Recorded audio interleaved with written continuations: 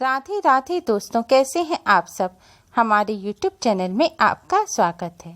दोस्तों, आज की इस वीडियो में हम आपको माघ पूर्णिमा की कथा और महत्व बताएंगे। पौराणिक शास्त्रों में माघ पूर्णिमा को बहुत ही खास बताया गया है। माघ स्नान एवं व्रत की बड़ी महिमा बताई गई है। ऐसी मान्यता है इस दिन तीर्थ में स्नान और दान करने से पुण्य मिलता है। साथ ही इस दिन का मोक्ष प्राप्ति के लिए भी खास महत्व बताया गया है। माघ मास की पूर्णिमा तीर्थ स्थलों में स्नान दान आदि के लिए परम फलदायिनी बताई गई है। तीर्थराज प्रयाग में इस दिन स्नान दान गौदान एवं यज्ञ का विशेष महत्व है। हिंदू शास्त्र के मुताबिक जो मनुष्य माघ स्नान करते हैं उन पर भगवान श्री कृष्ण की विशेष कृपा बनी रहती है। साथ ही सुख सौभाग्य धन संतान और मोक्ष की प्राप्ति होती है। स्नान दान हवन व्रत और जप माघ पूर्णिमा के दिन होते हैं और गरीब लोगों को दान दिया जाता है। माघ पूर्णिमा के दिन भगवान विष्णु की पूजा और पितरों के निर्मित श्राद्ध तर्पण कर्म भी किए जाते हैं। माघ पूर्णिमा के दिन भगवान सत्यनारायण की पूजा विशेष रूप से की जाती है। इस दिन भगवान सत्यनारायण की कथा को अवश्य ही सुनना चाहिए। आज के दिन भगवान विष्णु का स्मरण करते हुए श्रद्धा पूर्वक माघ पूर्णिमा की कथा सुनने मात्र से ही पूरे माघ मास में किए गए स्नान दान और पूजा का पुण्य फल प्राप्त होता है। भगवान विष्णु जी की कृपा से सभी कष्टों और संकटों से मुक्ति मिलती है। माघ पूर्णिमा की पौराणिक कथा इस प्रकार है। कथा के अनुसार नर्मदा नदी के तट पर सुब्रत नाम के ब्राह्मण रहते थे। सुब्रत बहुत ही विद्वान और सज्जन थे, लेकिन लालच उनके व्यक्तित्व की बहुत बुरी आदत थी। लालच इन पर इस कदर हावी हो गया था कि एक समय इनका लक्ष्य किसी भी तरह धन कमाना बन गया था। धन कमाने की लालसा में सुब्रत इतने रम गए कि समय से पूर्व ही बूढ़े दिखने लगे। इतना ही नहीं, ये कई बीमारियों से ग्रसित होकर शारीरिक पीड़ा और मानसिक पीड़ा में जीने लगे। एक दिन जब सुब्रत दर्द से तड़प रहे थे, तभी उन्हें इस बात का ध्यान आया कि उन्होंने अपना पूरा जीवन धन के पीछे भागने में लगा दिया। अब जीवन का उद्धार कैसे होगा? मैंने कभी सत्संग नहीं किया, किसी की सहायता नहीं की और पुण्य कार्य भी नहीं किए, मुझे मुक्ति कैसे मिलेगी?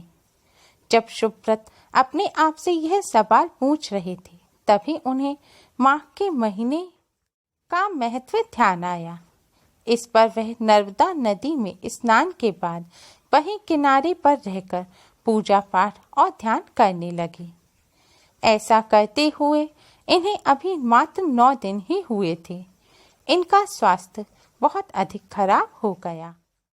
सुब्रत सोचने लगी कि कोई पुण्य न करने के कारण अब तो उन्हें नरक की यातना ही भोगनी पड़ेगी। लेकिन मृत्यु के बाद उन्हें वैकुंठ धाम की प्राप्ति हुई।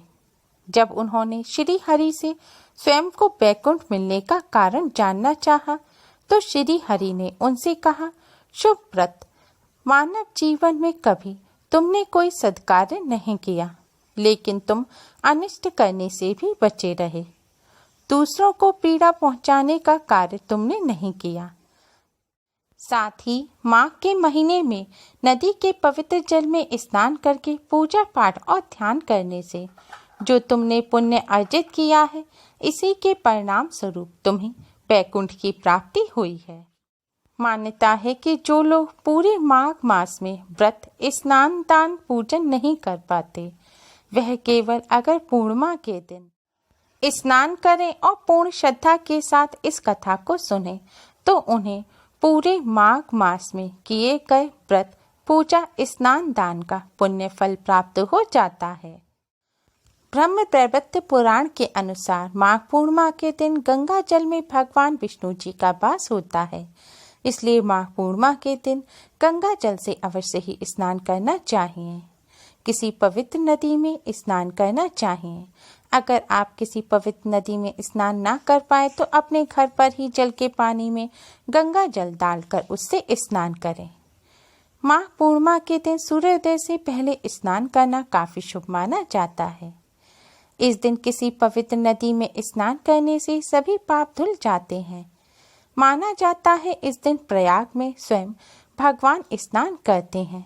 धार्मिक मान्यताओं के अनुसार माघ पूर्णिमा के दिन सभी देवी देवता गंगा जी में प्रयाग जी में स्नान करने आते हैं।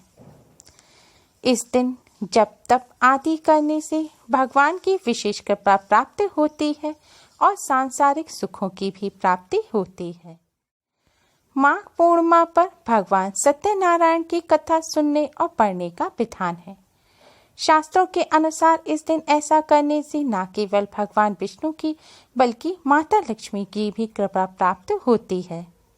भगवान सत्यनारायण की कथा आपको हमारे चैनल पर मिल जाएगी। आप भी आज के दिन सत्यनारायण भगवान की कथा को अवश्य सुनें और इससे पुण्य प्राप्त करें। इस दिन पितृदोष से मुक्ति पाने और पितरों की कृपा प्राप्त करने के लिए काले तिल से हवन और पितरों का तर्पण किया जाता है। शास्त्रों के अनुसार काले तिलों से पितरों का तर्पण करने से पितरों को शांति प्राप्त होती है और तर्पण करने वाले व्यक्ति को पितरों का आशीर्वाद प्राप्त होता है।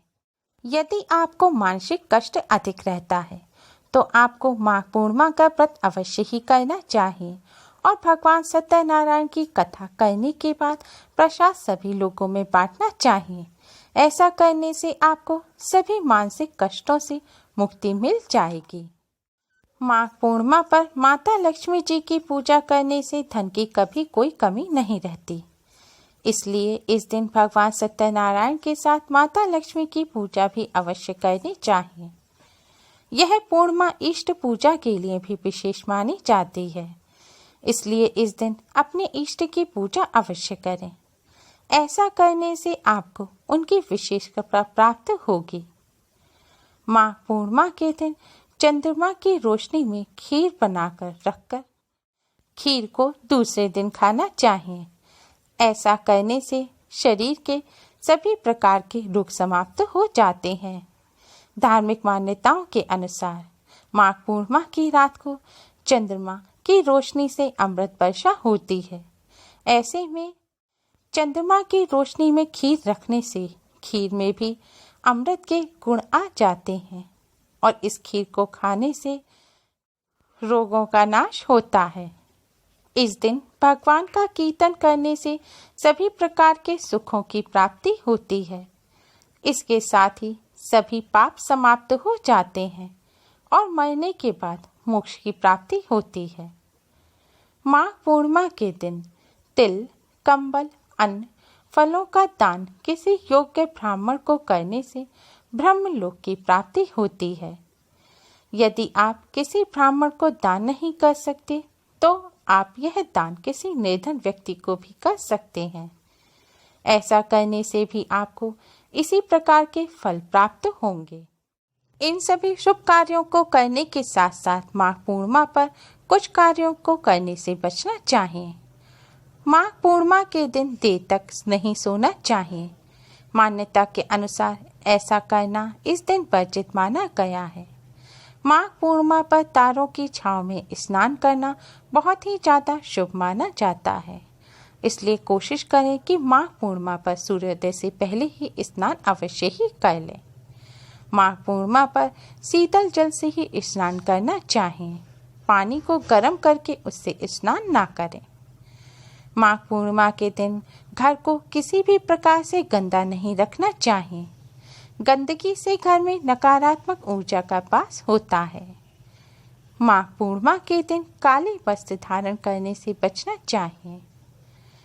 मान्यता है कि माघ पूर्णिमा के दिन ब्रह्मचर्य का पालन अवश्य ही करना चाहिए। यदि आप ऐसा नहीं करते तो आपके जीवन में कष्ट आ सकता है। इस दिन बाल और नाखून नहीं काटने चाहिए। शेविंग भी नहीं करनी चाहिए। ऐसा करना वर्जित माना गया है। माघ पूर्णिमा के दिन घर के बुजुर्गों का अपमान कतई ना करें। माघ पूर्णिमा के दिन ही क्यों, अन्य दिन भी इससे बचना चाहिए। यदि आप ऐसा करते हैं तो पितरों के क्रोध का सामना आपको करना पड़ सकता है। माघ पूर्णिमा के दिन किसी की निंदा करने से बचना चाहिए। यही नहीं, मुंह से अपशब्द भी नहीं निकालने चाहिए। ऐसा करने से माँ लक्ष्मी नाराज हो जाएंगी। माघ पूर्णिमा के दिन किसी भी प्रकार का कलह ना करें, नहीं तो आपके घर से सुख और शांति हमेशा के लिए चली जाएगी। माघ पूर्णिमा पर शुभ फलों को प्राप्त करने के लिए भूलकर भी यह कार्य नहीं करने चाहिए। आज के दिन श्रद्धा पूर्वक माघ पूर्णिमा की कथा सुनने मात्र से ही भगवान श्री हरि विष्णु की कृपा से सभी कष्टों और संकटों से मुक्ति मिलती है और माघ मास में किए गए स्नान दान व्रत पूजा का पूर्ण फल प्राप्त होता है। उम्मीद है आपको हमारी वीडियो पसंद आई होगी। प्लीज़ लाइक करें, हमारी इस वीडियो को अपने फ्रेंड्स और रिश्तेदारों में ज़्यादा से ज़्यादा शेयर करें जिससे वह भी इसका लाभ उठा सकें। हमारी और भी वीडियोस के लिए हमारे चैनल को सब्सक्राइब करना ना भूलें। Thanks for watching. Radhe Radhe.